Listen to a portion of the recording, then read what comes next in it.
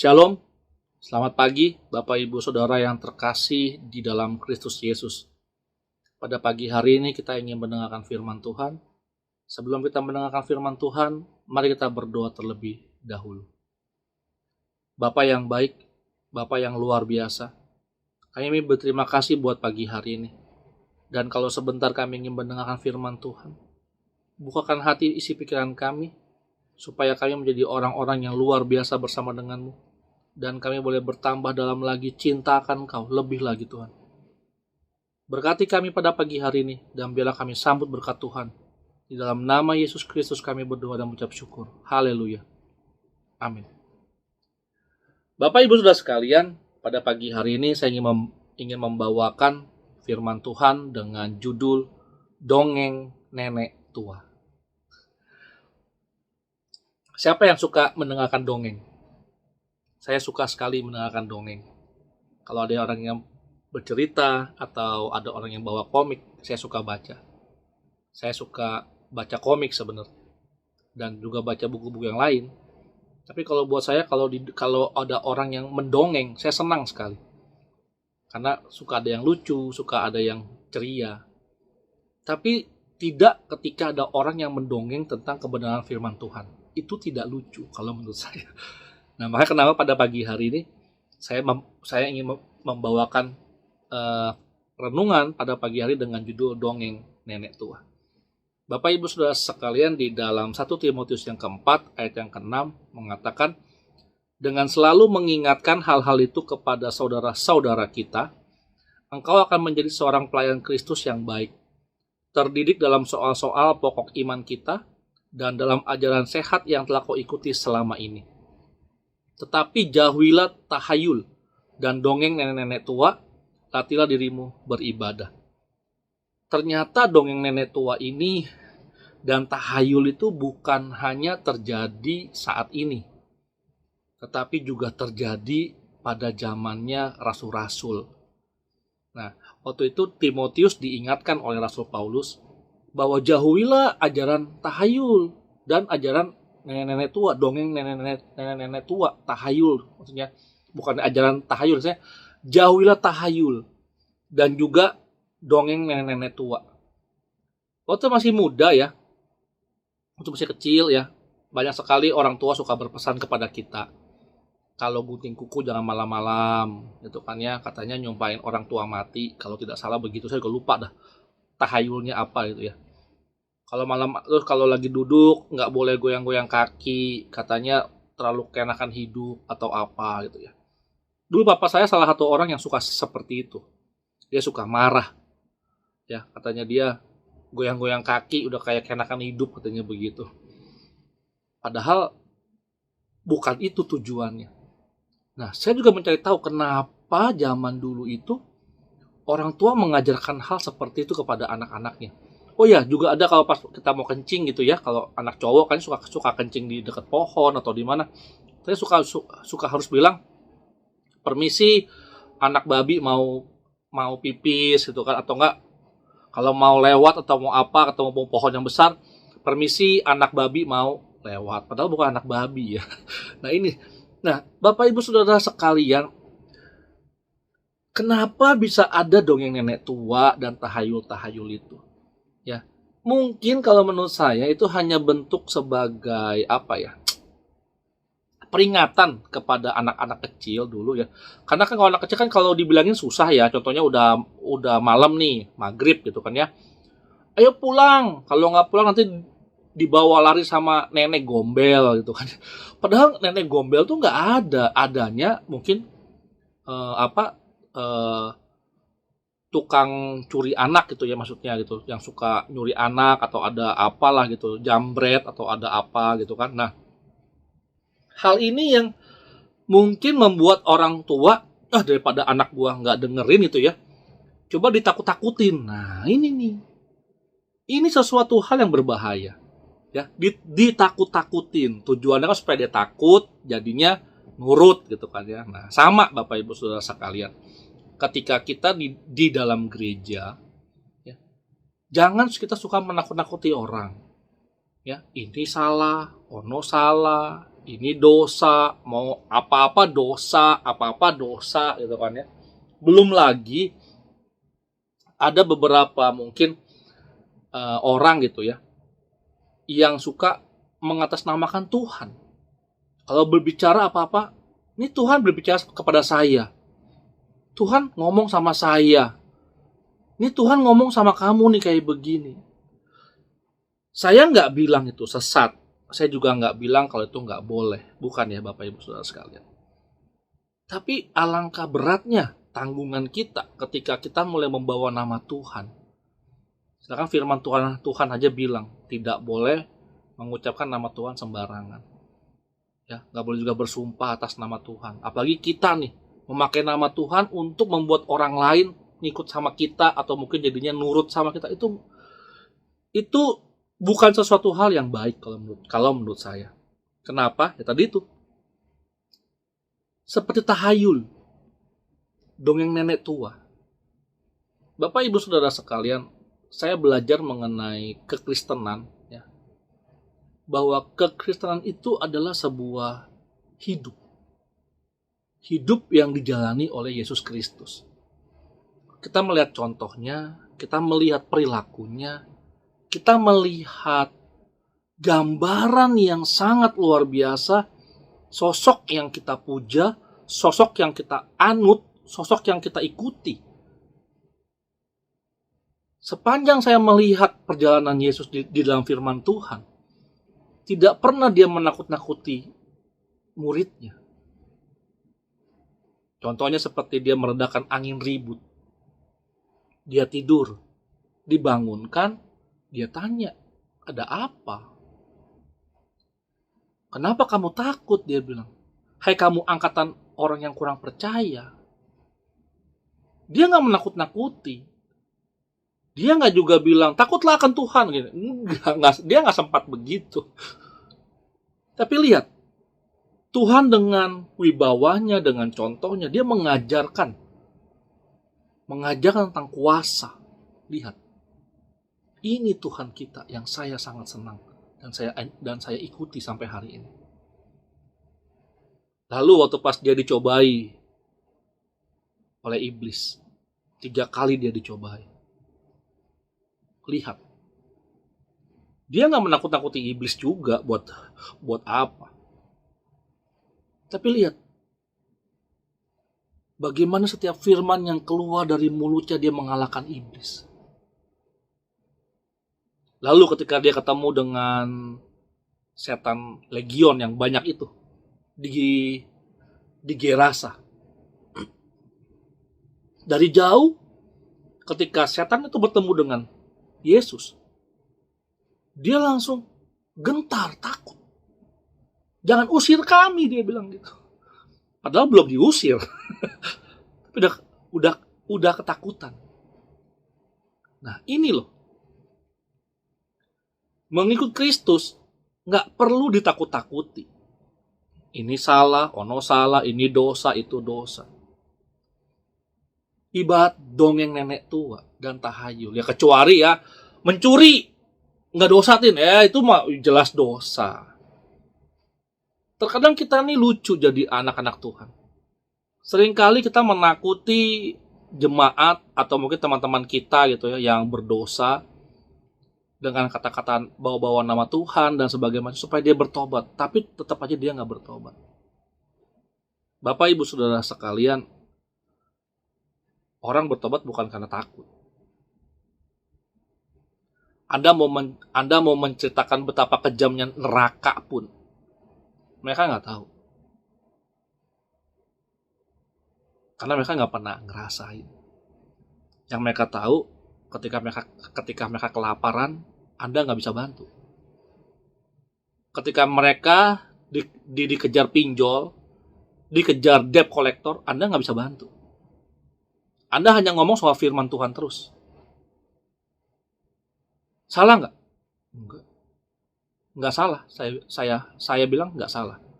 Itu benar. Tapi yang orang lain butuhkan saat itu, dia butuh jalan keluar. Bagaimana cara dia jalan keluar, gimana? Bapak Ibu Saudara sekalian, dalam 2 Petrus yang pertama, Firman ayat yang ke-16 berkata seperti ini. Sebab kami tidak mengikuti dongeng-dongeng isapan jempol manusia ketika kami memberitahukan kepadamu kuasa dan kedatangan Tuhan kita, Yesus Kristus sebagai Raja. Tetapi kami adalah saksi mata dari kebesarannya. Lihat, bahkan seorang Petrus pun, dia berfokusnya kepada kedatangan Tuhan. Ikut Tuhan, maka kau akan selamat. Dia nggak bicarain soal neraka. Bapak Ibu Saudara sekalian, Anda nggak perlu berbicara neraka kepada orang yang jahat. Mereka tahu kalau mereka salah tuh dihukum. Itu udah hukum alam. Dari kecil pun dia juga sudah tahu kalau dia salah pasti dihukum sama orang tuanya, sama papanya, sama mamanya. Udah tahu nggak? Tahu. Tapi bagaimana cara supaya mereka nggak melakukan kesalahan? Berbicara memang mudah, Bapak Ibu Saudara sekalian. Mengajar tuh juga mudah. Saya katakan mengajar tuh mudah. Berbicara lebih mudah lagi. Yang sulit dari semuanya itu adalah melakukan firman Tuhan. Tidak mudah. Saya pun masih terus berjuang setiap hari untuk saya dapat melakukan yang namanya firman Tuhan. Supaya saya bisa menjadi berkat dimanapun saya berada. Mudah? Tidak mudah.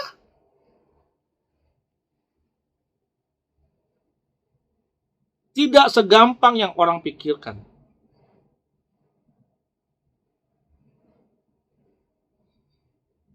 Bapak Ibu Saudara sekalian, Anda nggak perlu ditakuti untuk mengikut Tuhan, bukan? Gampangnya seperti ini. Firman Tuhan mengatakan kita mesti membayar perpuluhan. Ini topik yang dibahas sudah berabad-abad kalau saya bilang ya. Tapi ya saya mau bahas sedikit aja. Hanya sebagai contoh. Kalau ada orang bilang kalau Anda nggak membayar perpuluhan, maka belalang pelawak akan datang melanda Anda, bla bla bla bla bla bla bla bla. Itu benar nggak? Benar. Itu benar. Tapi kalau kita berbicara kepada orang yang masih belum bisa membayar, atau mungkin masih lalai kasarnya, kita jangan membicarakan belalang pelahapnya. Mereka nggak akan ngerti. Percuma. Yang kita bicarakan adalah kita berbicara mengenai janji Tuhan kepada mereka. Bayar perpuluhan itu hal yang wajib buat kita. Karena kita mengembalikan kepada Tuhan apa yang Dia berikan kepada kita. Kita bicara kepada mereka. Kasih tahu.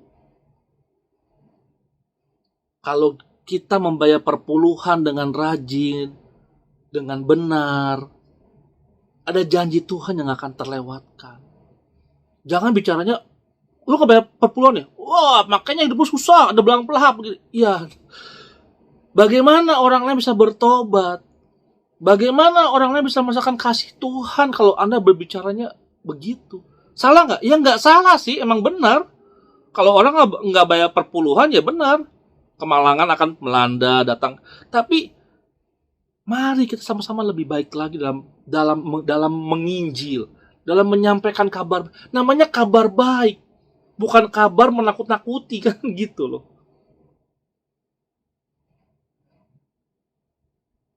Belum lagi kita anak-anak Tuhan percaya sama ramalan bintang, percaya sama ramalan-ramalan, telapak tangan, garis-garis tangan. Aduh. Jangan. Kita ini anak Allah. Jelas kita pewaris kerajaan surga. Tapi hidupnya pun gak salah-salah. Bukan berarti hidupnya bisa seenaknya aja. Enggak gitu caranya.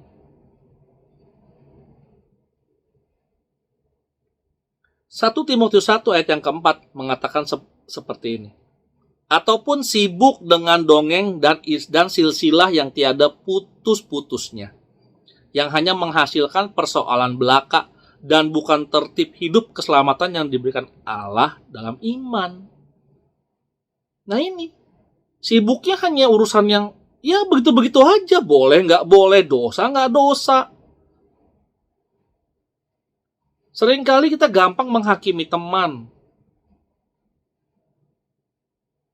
Lalu dengan gampangnya bilang, oh Tuhan berbicara sama saya, kamu salah begitu, supaya nggak ada perdebatan. Nggak gitu. Jangan pakai nama Tuhan sembarangan. Lalu saya juga bukan mengatakan jangan percaya kalau dia ngomong itu. Ya enggak juga.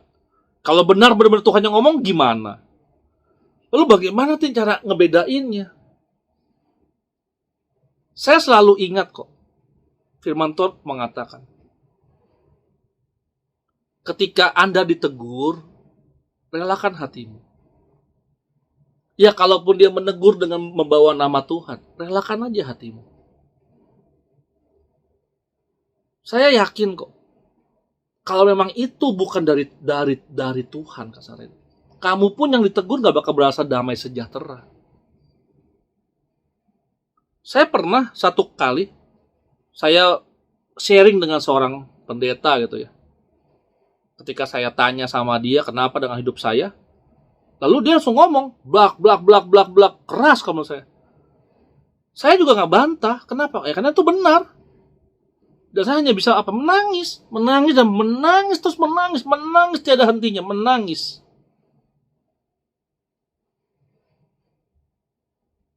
Bapak Ibu Saudara sekalian, mari jangan kita hidup dengan dongeng nenek tua. Dongeng yang kita dengerin. Dan lucunya banyak sekali orang yang senang dengan dongeng. Banyak sekali sekarang hamba-hamba Tuhan atau pembicara-pembicara yang di luar sana yang berbicara mengenai banyak lah ya. 666, kiamat, chip lah, microchip, apapun juga itu. Saya tahu di dalam firman Tuhan, di dalam Wahyu memang dikatakan ada lambang. Tapi kalau mengenai chip yang saya tahu itu didapat dari film, betul ya, film. Film itu kan itu dibuat dengan imajinasi orang biasanya begitu, atau rekaan lah kasarnya kayak gitu. Ngapain sih takut dengan yang namanya microchip, chip 666? Saya mau tanya begini. Handphone yang Anda pegang saat ini, itu ada chipnya nggak di dalam handphone itu? Ada. Kalau nggak bisa jalan. Terus kalau handphone Anda ada chipnya terus ditulis 666, Anda tahu nggak? Nggak tahu kan? Kita hanya berpikir akan ada chip masuk ke implan tubuh, baik itu di tangan ataupun di mana buat begini-gini gitu. Saya tanya, barang apa yang nggak pernah lepas dari Anda satu hari penuh? Handphone kan. Handphone itu ada GPS loh. Kalau Anda aktifkan, orang bisa tahu Anda ada di mana. Nggak usah berbicara mengenai 666 yang begitu ngejelimet dan sebagainya macamnya. Kalau setan memang mau menggunakan segala cara, Anda pun sudah dalam genggamannya. Anda punya sosial media, platform. Anda tulis semua di situ kan, pastinya kan, kesukaan Anda, hobi, buku, apa, semuanya dengan jelas. Bahkan platform media sosial pun tahu apa kesukaan Anda, kapan Anda lahir, apa yang Anda suka, dari mana dia tahunya? Dari setiap browser yang Anda buka. Dia tahu kebiasaan Anda, dia tahu apa yang Anda suka. Bahkan salah satu media sosial juga ya, penyedia video-video gitu ya. Dia tahu loh apa yang Anda suka Anda tonton.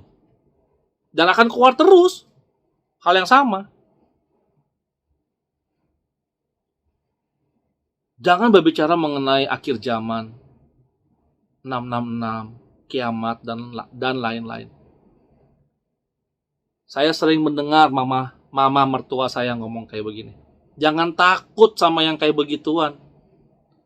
Kematian kapan aja bisa datang. Masalahnya ketika kematian itu datang, kita siap nggak?